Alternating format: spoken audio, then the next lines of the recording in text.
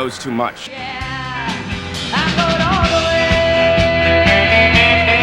John Reed was born with a golden spoon in his mouth.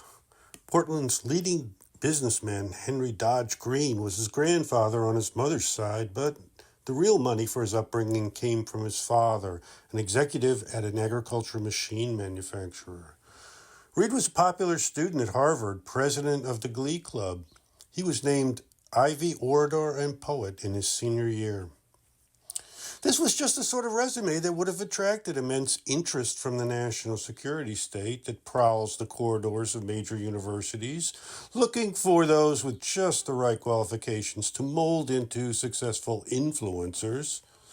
Many of these ops are accomplished without the target even realizing there's a hidden hand manipulating their trajectory. Reed was launched after reporting on Pancho Villa's revolution in Mexico, a book that never revealed the crucial fact that that stogie in Villa's mouth was cannabis and not tobacco. Most Americans would have to wait for Mez Mesro and Jack Kerouac to get clued into the benefits of weed. Reed created the Communist Party in America, as well as a publication called The Liberator to promote the communist cause.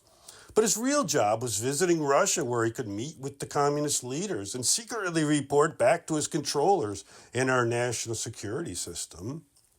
Nothing in politics happens by chance, and the elevation of communism to the chosen competitor to capitalism was made by the banks willing to fund the movements. These banks intentionally failed to support democratic movements. Fascism, communism, and capitalism were the three horses in the race, and it didn't matter which one won because the banks were in control of the spigot on all three. Dorothy Day would inherit Reed's title of King of Chief Revolutionaries. She had no fancy pedigree but had converted to Catholicism in her early 30s, which gave her immense bona fides that undoubtedly assisted her meteoric rise to influencer. She was introduced to that faith during an intense love affair with Eugene O'Neill. And then along came David Dillinger, who had the pedigree and the religious fervor.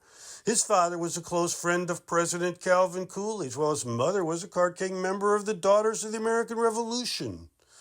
Dillinger was a half step up on the oligarchic ladder from Reed, as he attended Yale, the supreme breeding ground of master spooks, some of whom managed the selected opposition to our status quo, like John Kerry, for example. Dillinger attended Oxford and then joined the Union Theological Seminary at Columbia University. He introduced Jerry Rubin to Abbie Hoffman and promoted Rubin's rise to the top of the counterculture revolution. He also connected Rubin with the Weberman K. Beale and Peel axis of influence. As soon as the Vietnam War ended, Rubin would be the first influencer to put on a suit and tie and join the opposition. We felt that we had to go from protest to resistance on a national scale because the war was getting expanding horrendously. He was jailed twice, once in 1940 for a year, once in 1943 for 2 years, for refusing to register for the draft. He is chairman of the National Mobilization Committee to End the War in Vietnam, the organization which sponsored the March on the Pentagon in October of 1967. He's traveled in Cuba, Japan, Cambodia, South Vietnam, China, and North Vietnam. In September of 1967, he helped organize a week-long meeting between Americans and Vietnamese, both from the North and the National Liberation Front.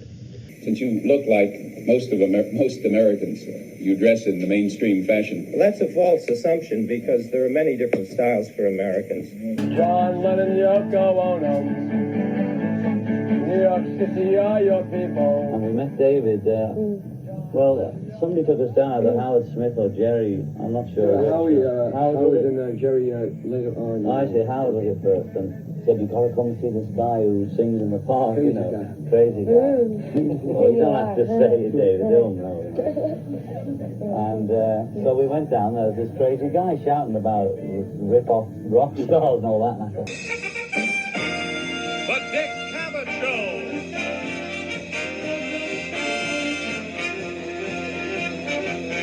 Tonight with special guests, John Lennon and Yoko Ono. After Tom's dispute with Hoffman, he split from the Yippies and aligned himself with Beale and Weberman, large-scale pot dealers. David Peel served as their court jester and troubadour. The Living Theater had been performing improvisational street theater since the 1950s, but in the 1960s, after they sparked an anti-war movement with street theater, they were targeted and hounded out of the country by the IRS. They fled to Europe to survive and would not return for a decade. Tim Leary was anointed by the media as the original acid guru, but he had competition from Stephen Gaskin in San Francisco.